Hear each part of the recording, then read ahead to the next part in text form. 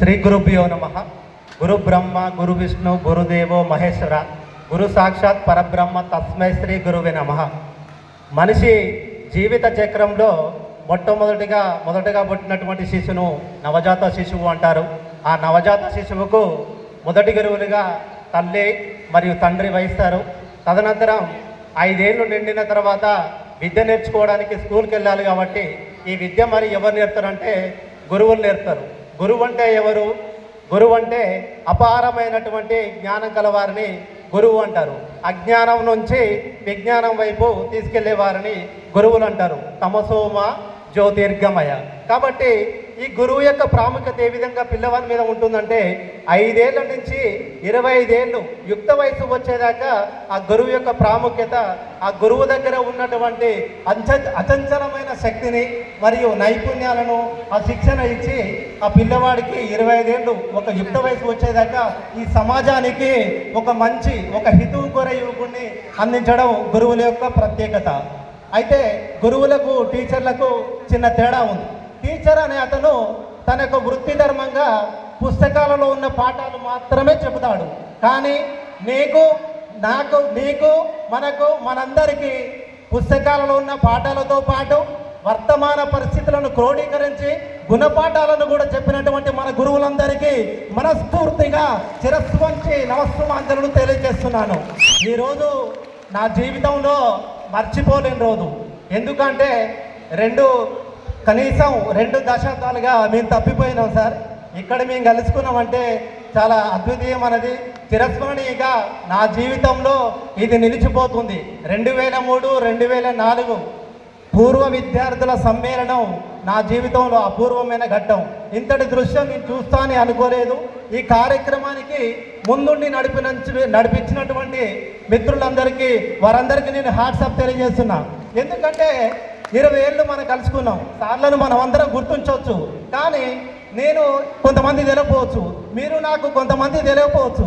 ఇప్పుడు కనీసం మనందరికీ 3 పదులు దాటి 4 పదులకు వెళ్తూ ఉన్నాం. కాబట్టి మనం ఎవరెవరు తెలియదు.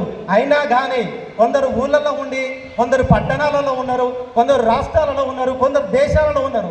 అయినా కానీ వీరందరినీ ఒకే తాటిపై తీసుకొచ్చి ఇంతటి అద్వితీయమైన కార్యక్రమం చేసినటువంటి మిత్రులకు నేను ఖచ్చితంగా వాళ్ళని సెల్యూట్ చేయదలుచుకున్నాను. ఎందుకంటే ఇది అమోఘమైన ప్రక్రియ. ఈ ప్రక్రియలో వాళ్ళు సక్సెస్ చేసినందుకు ధన్యవాదములు.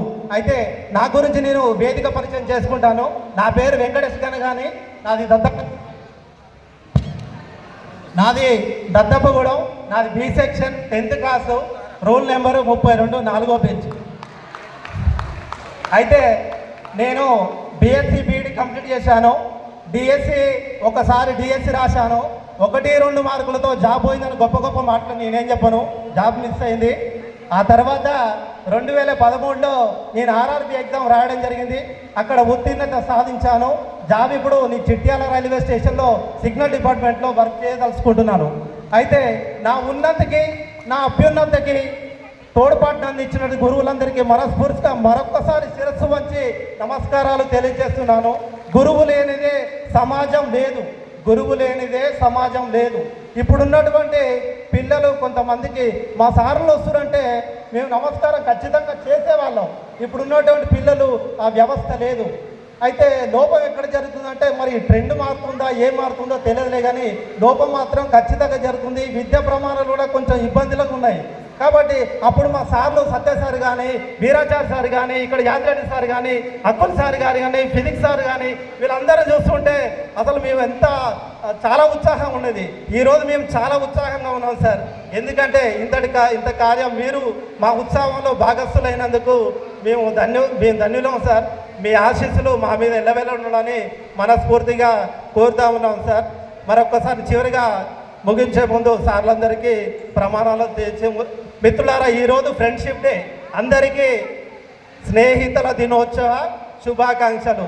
చాలా ఇది యాక్సిడెంటల్గా వచ్చింది. డేటు 4వ తారీఖు స్నేహితుల దినోత్సవం అనేది యాక్సిడెంటల్గా వచ్చింది. మనందరం కలుసుకున్నాం. అసలు నేను రాత్రి నిద్రపోలేదు, ఎప్పుడెప్పుడు కలుస్తా అని చెప్పేసి. అసలు ఇప్పుడు అన్నం కూడా ఆకలిస్తారు. నా నాన్న ఎవరు కనిపెట్టేసేయండి. ఎందుకంటే ఇంతమంది చూస్తున్నందుకు చాలా అద్భుతంగా ఉన్నది. ఒక్కసారి సార్ మీరందరూ నవ్వండి సార్, నవ్వుతే చూడాలని ఉంది. ఒక్కసారి నవ్వండి మిత్రులారా, మీరు కూడా smile, open smile please, open smile. అయితే నవ్వు గురించి ఒక కవి ఒక మహామాట చెప్పాడు. నవ్వు అనేది ఒక వరం. ఏంటంట? నవ్వు అనేది ఒక వరం, అది అంతరంగాన్ని వెలిగించే భాస్వరం. అంతరంగాన్ని వెలిగించే భాస్వరం. నవ్వకుండా గడిపిన రోజు జీవితంలో నష్టపోయిన రోజు అట. అందుకే నవ్వాలి. నవ్వుతుంటే మన గుండెకి హాయిగా ఉంటుంది, హ్యాపీగా మన జీవితాన్ని సంతోషిస్తాం. అయితే మన పిల్లలకు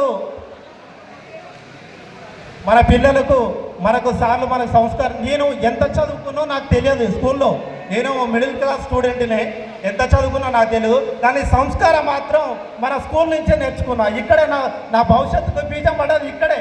కాబట్టి నా ఉన్నతికి, నా అభ్యున్నతికి తోడ్పడినట్టు గురువులకు మరొకసారి నేను నమస్సుమాంజలు తెలియజేస్తూ శిరస్సు వంచి వాళ్ళను వేడుకుంటున్నాను. ఆ తర్వాత ఒక్కసారి మనందరం గుర్తు చేసుకోవాల్సిన విషయం, మన మిత్రుడు ఇక్కడ ఉన్న నాకు బెరుసోమ అంటే నా ప్రాణమిత్రుడు, వాడు పోవడం నాకు చాలా బాధాకరం. ఆ మిత్రులందరికీ అశ్రునయనాలతో, నీ బాధ తప్పు హృదయాలతో వాళ్ళకు నేను వేడుకలు పలుకుతున్నా ఉన్నాను. Thank you sir. ఈ అవకాశం ఇచ్చినందుకు మీ అందరికీ ధన్యవాదాలు తెలియజేస్తూ ముగిస్తున్నాను. జై హింద్.